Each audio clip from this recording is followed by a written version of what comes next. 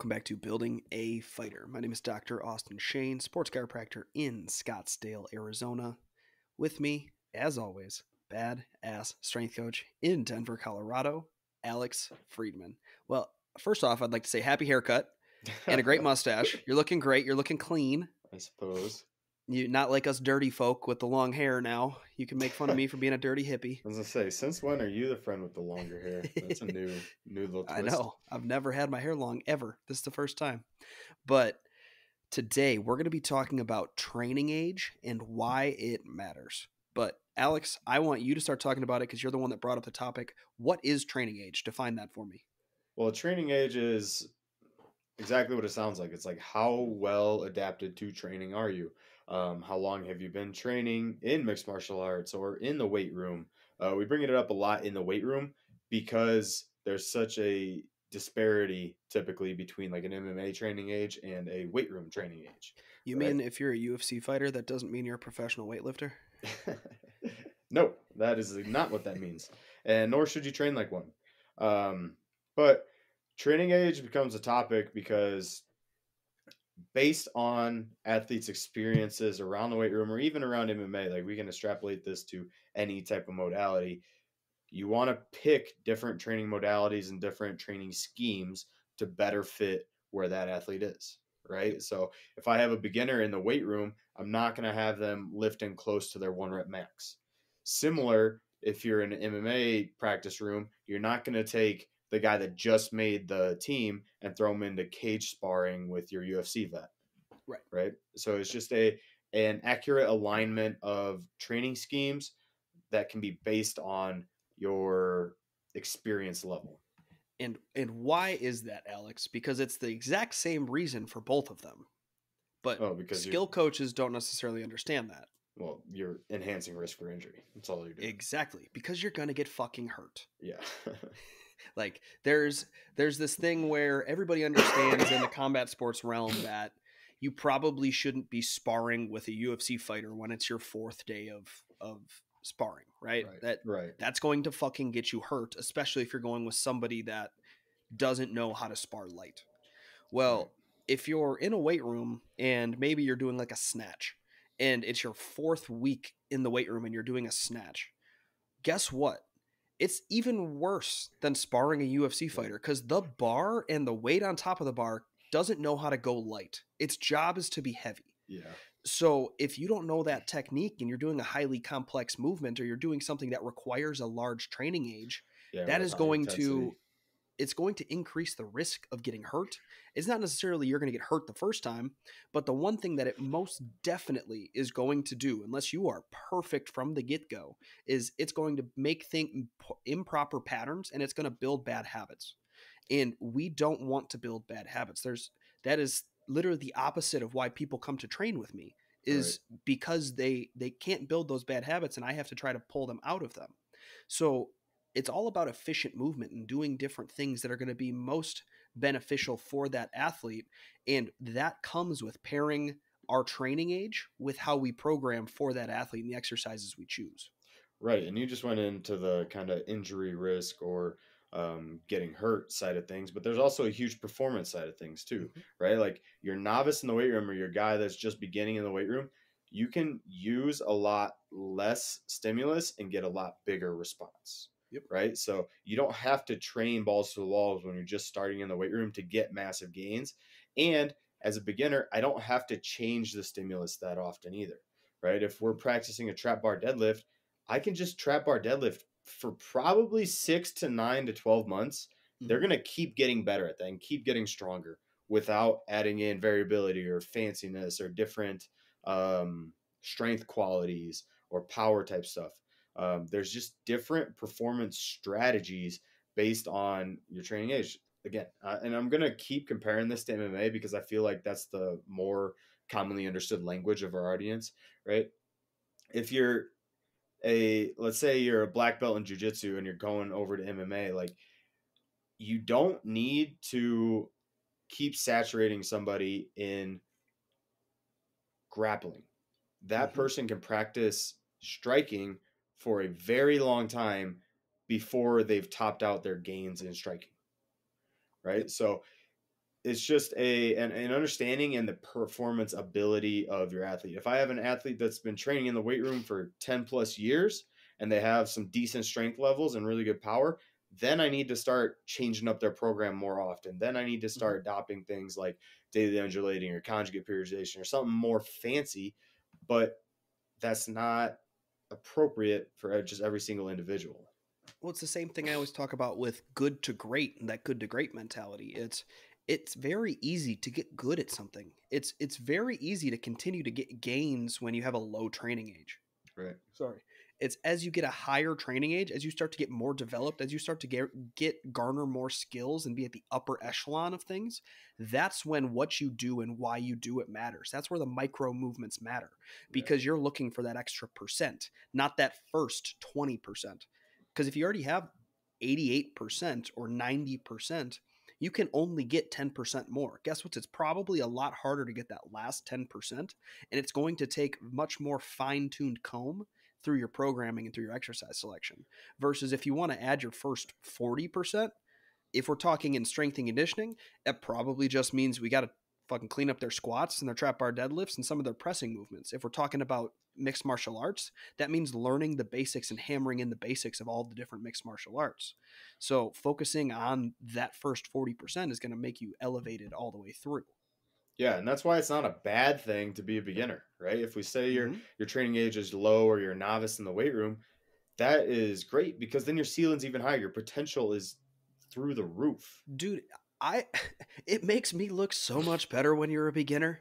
Like, I say it with love because it makes me look great at my job, even though I'm doing I'm probably doing 10 times less with beginners because it doesn't take much emphasis. Like, if I teach you just a proper squat, that's going to make such a difference versus like I get like, so a couple of my fighters come from the college football realm and they're fucking good at lifting. Right. So that's where I have to, their programs take me I'd say about 30% longer to write because I have to think about all of these different variables, because what I would do for one person and get a much bigger stimulus, that's probably only give me like a 0.5% in this college football player athlete's program, right? It's not going to give me the same percentage of gain. Yeah, and talking about the strength coach looking good, and this is, you ready for some shade, Austin? This is why horrendous high school strength and conditioning coaches still get results. Yeah. With high schoolers, you can poke them in the side and they're going to get stronger. Bro, they got so much testosterone. You could literally just like blow like and they're right. and they're going to get a better squat. And that's part of the reason that our field is a little bit, I don't know, convoluted, is because the answer to the question, did you get better because of this program or to get better in spite of this program, is such a tricky answer. Yep. Right. But taking factors like training age, like limb length, like trunk stability, like all the different factors you can analyze of an athlete and putting that into your programming can help you make sure you're making athletes better because of your program, not in spite of your program. So that's why training age, I think, is huge, because it really is a guiding pillar when you're starting to program or you're starting to write one for a novice athlete in the weight room, which, again, a lot of MMA athletes are. Yeah, and I would even argue that a lot of these elite athletes that don't have a high training age as well in strength and conditioning probably are going to be your worst movers that you're going to have on your team, because professional athletes, like we had a joke back, actually I think it was at lacrosse, was where that went around, but like professional athletes are just professional cheaters. Right. Like they're just good at cheating the different movement patterns. Like if you say we're doing FMS, which I'm not going to go into validation on movement screens or whatever, like there's a deeper topic there. FMS isn't perfect, but it's a standardized system. So we do an FMS on LeBron James. I bet you he's probably going to have a worse FMS score than a D3 college basketball player. Yeah. Because LeBron James is really fucking good at what he's really fucking good at. And all the other shit, he's probably terrible at, but he didn't have to focus on those skills because that didn't get him better at his sport. Yeah. Maybe if we clean up his FMS screen, that might make him healthier when he's done playing basketball. Like maybe that might make him healthier or move better, quote unquote. But I don't think that athlete and cleaning up that perfect movement pattern without load is going to make him a better athlete. I don't think it's going to make him a better basketball player. Right. And that's where we get our wires crossed with a lot of skill coaches. But because if we have an athlete that's, let's say they're on a 10 fight winning streak, they're, soaring in the UFC, etc. And then we come in and we say, well, they're just not very good in the weight room. The skill coach looks at you, why does that fucking matter? They're Yep. performing super well, right? Why does that matter? And the exact wrong answer to that question is, well, if we clean him up in the weight room, we get him better in the weight room, he's going to be a better fighter. Yeah. That's point blank not true. That has zero research behind it at all, even though strength coaches say it all the time. Exactly. But what we can say is we clean up some of his movement patterns, we make him better in the weight room, there's less of a chance that a lot of shit goes wrong. There's less of a chance he gets injured. There's less of a chance, he loses focus. There's less of a chance he opens himself up via poor movement mechanics or techniques. Well, we at least get to see, because like FMS hasn't really been validated with injury prevention, so to say, but we get to see where we would expect that athlete to get injured during the season. I can't stop, like, looking at a movement screen, I can't stop an athlete or know, like, oh, this person's going to get hurt, right?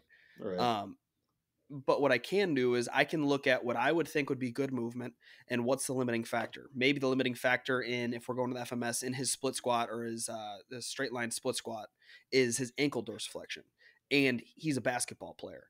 Well, guess what? I probably am going to expect, if that athlete gets hurt, it's going to be something in the ankle region, whether it be a Achilles pop, whether it be like a top of the ankle injury, whether it be a tib anterior strain and shin splints. It might be something in that area, so that I can target that area with anything as far as treatment goes for performance care, as far as like biomechanic work and rehab, but something that would potentially bulletproof it and just add a little bit more insight to it. Yeah, it gives you a backbone. It gives you a starting blocks. It gives you, and that's why we stress the importance of assessments, right? Assessments are huge. And what's a huge quality that you're going to learn from an assessment? Training age. Bingo. Right? So, I see what you did there. Right? Yeah, circling back, keep it on topic. But no, quite honestly, yeah, just training in general. I don't know, I guess, where we're going next. With training age, I think something we already talked about, it was important that being an elite athlete doesn't necessarily make him a high training age in the weight room. What are some, I guess, milestones that you would say, like, this athlete has gone from a low training age to at least like 33%? No, yeah, how you classify training ages. That's sure. Because I feel like a lot of the times, like, even though we know it is a spectrum, we should at least have dashes along the road that this is a milestone. If they can do this, I would consider them a moderate training age. Right. Well, the skill that I learned a long time ago, all the way back to UW lacrosse, and this goes for sports in general and training age, is there's novice, intermediate, advanced, and elite. Right. Yep. Novice is probably your first 0 to 6 months in the weight room. Your relative strength to your body weight is probably not that high. Your exercise proficiency and technique is not that good. Just you're learning, right? You're getting in the weight for the first time, right? The intermediate state. What does that mean? You said your exercise, your movement's not that good. Your exercise is not that good. That's what I'm talking about. And I know it's hard to say, but what are some like key movement patterns that you would think that athlete would be bad at, good at, or intermediate at? So we can go right to our last podcast, one of our immediate few podcasts, trunk stability. We can't stabilize through our core. We start to get a lot of lumbar flexion. We start to compensate through our hip flexors, through any various types of means. A lot of shoulder protraction and lack of retraction, that is, shoulder elevation. I look at that. Knee valgus and just foot and ankle instability in general. Like, it doesn't have to be exclusively knee valgus, but the instability part. One of the bigger points that I really look at with novices in the weight room is inconsistency in movement. That's that's one of my biggest checks. That's a very good point. When I watch a novice athlete squat, if they have a set of 8, I may get 4 or 5 different like technical squats. Yeah. Right. Which makes my job hard because it's like, what do I cue? Right. But that's when you can go global, top down, etc. But you get 4 or 5 different squats. An intermediate athlete, maybe there's like 1 or 2 squats that very little bit aren't as good. Advanced athlete, every squat looks pretty much the same. Maybe there's a technical cue or just more saturation we need.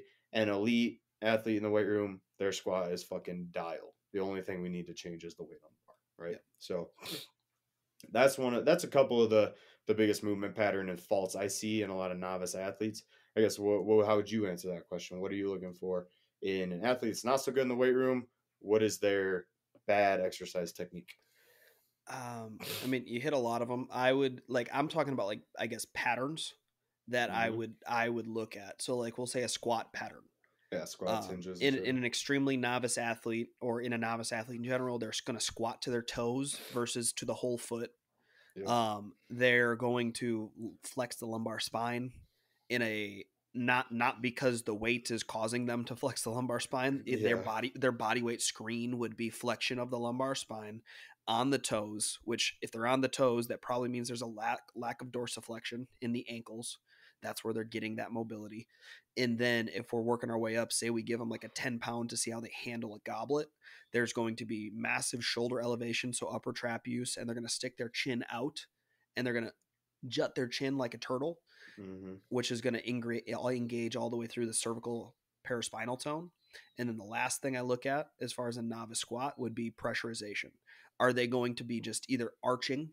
Like I already said, the low back is rounded, but are they just going to be up, arching their back all the way in, trying to shoot their belly button as far forward as possible, which is just a lack of stabilization. So that's one. We'll say another thing that I look at, where I guess an exercise or milestone I'd want to hit would be a landmine press. It's just body weight, or just bar weight, I guess.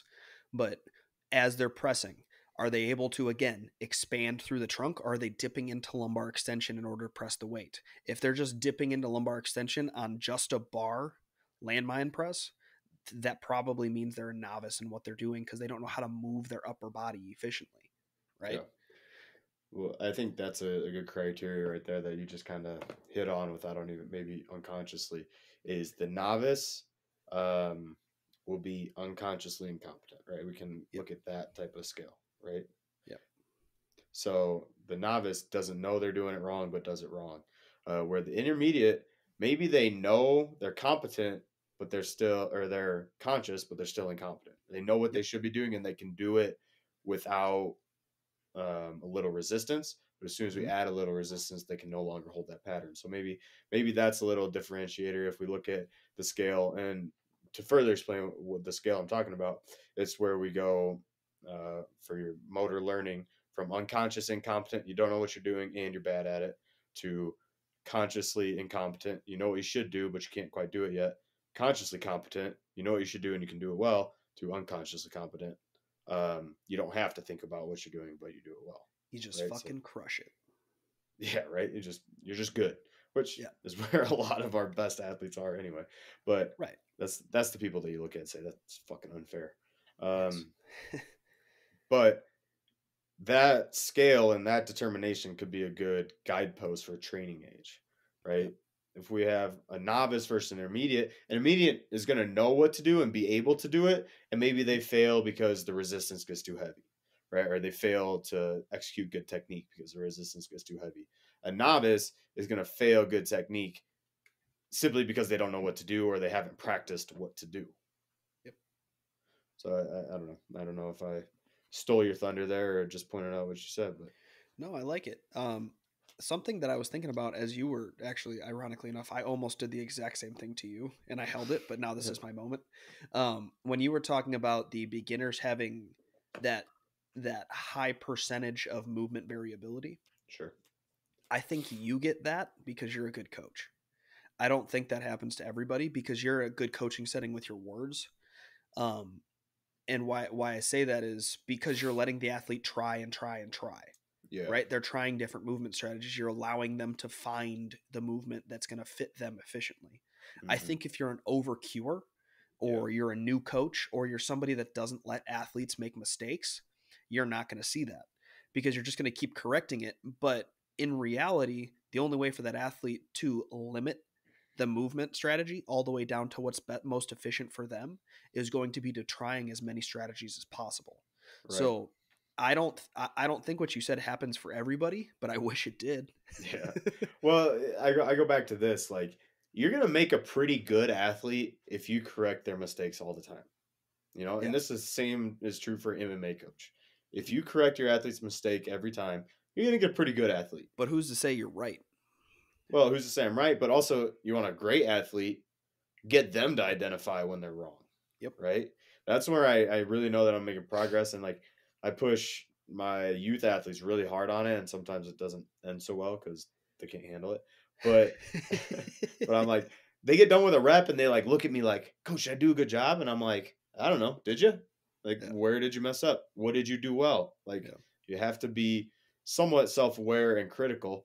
And I do the same thing to fighters, right? You know, because again, in a lot of fight settings, or if we're being forced to be a strength and conditioning or whatever, we're not being intentional with the movement, right? So it's like I say it all the time that like my athletes, they inevitably get a rep wrong and they finally like stop. You ever get an athlete that like stops mid rep, whether it be wrestling, weightlifting, whatever, right? And they're like, oh, and they get frustrated. I'm like, and every single time my response is, yeah, but now you know what you did.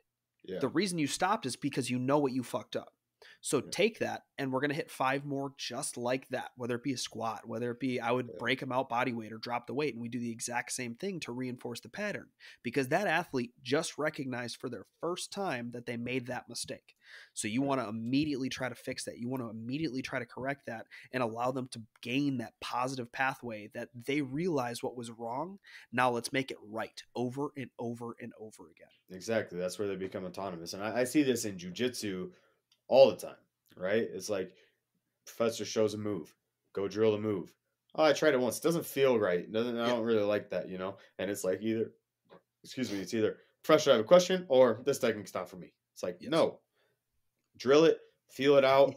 You have to feel it correctly before you can dismiss it or before you even have a question about it.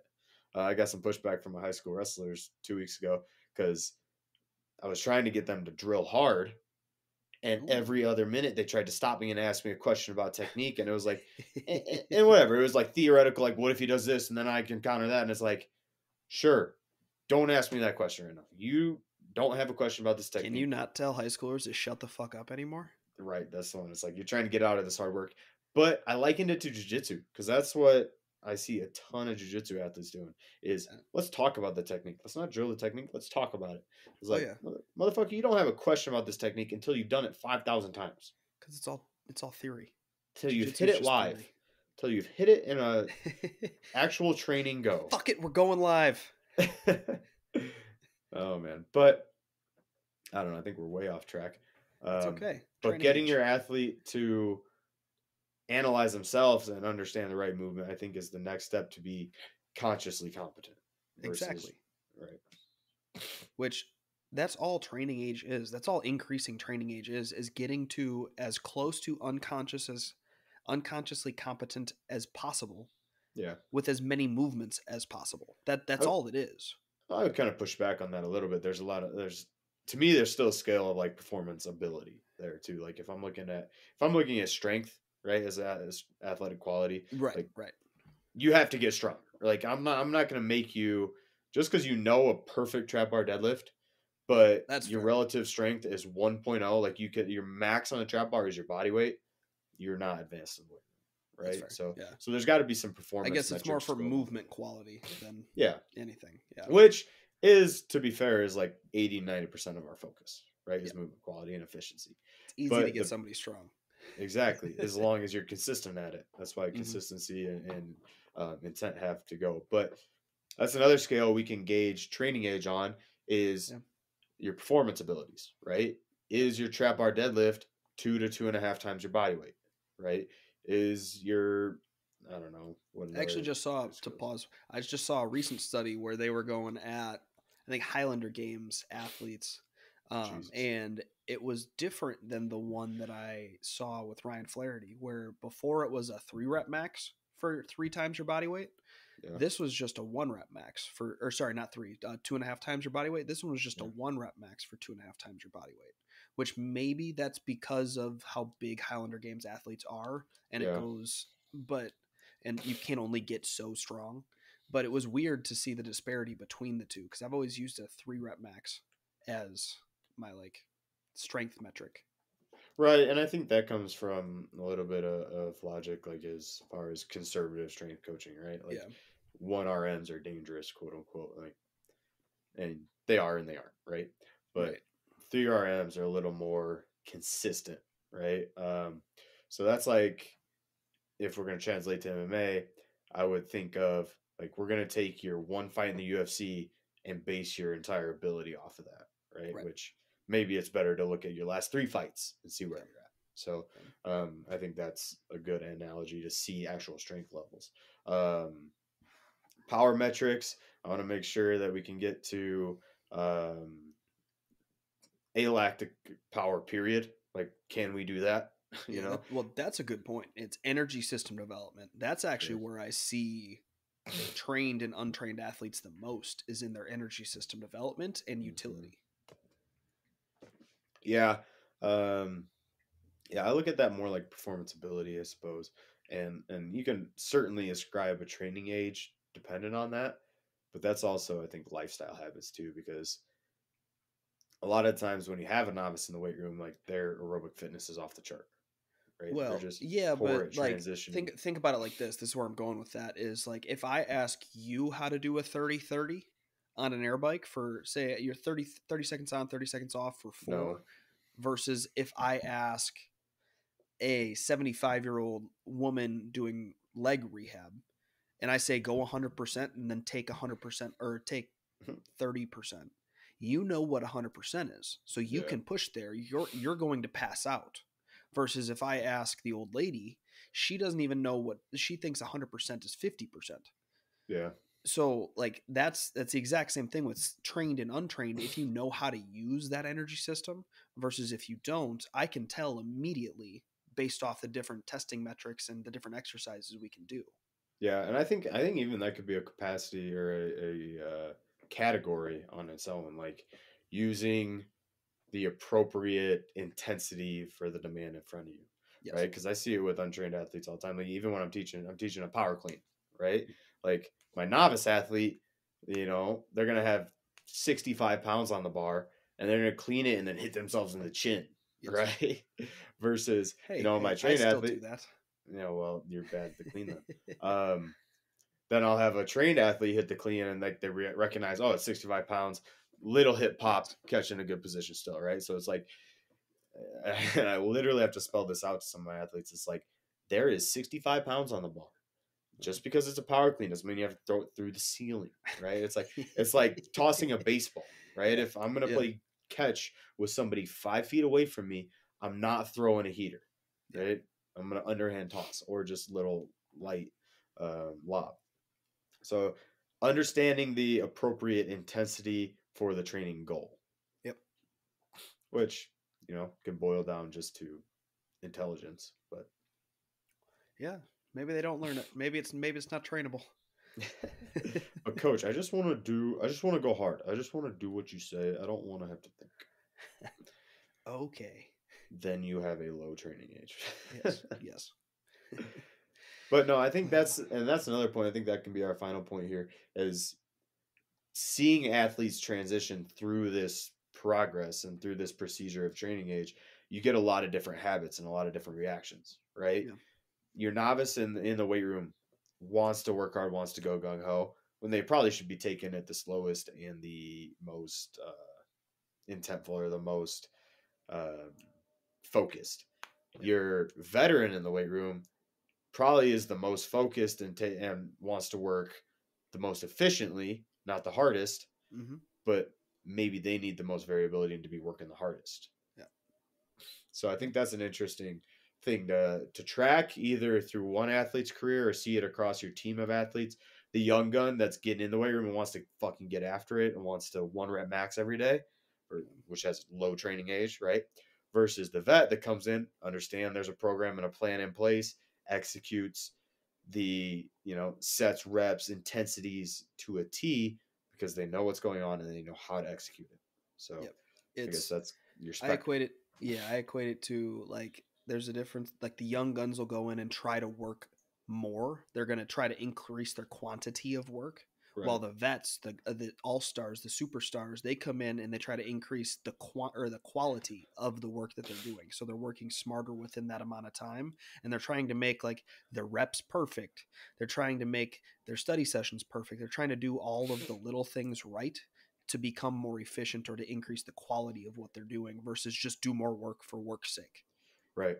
And if you're on an MMA team, do me a fucking favor and Soapbox. right, here we go. And identify those high performing athletes on your team and fucking ask them questions or mirror their behavior. Right? If you have the example right in front of you, why would you not use it? Why would you not look up to the guy that's on a 4-fight win streak in the UFC or that's been in the UFC for 12 years? Right? It's like, watch him do what they do. Learn from him. Right? Yeah. All right. So back's over. Training age talk complete. Yeah. Well, guys, if you got to get in touch with us, all of our information is in the show notes. That's going to be both Instagram handles as well as emails.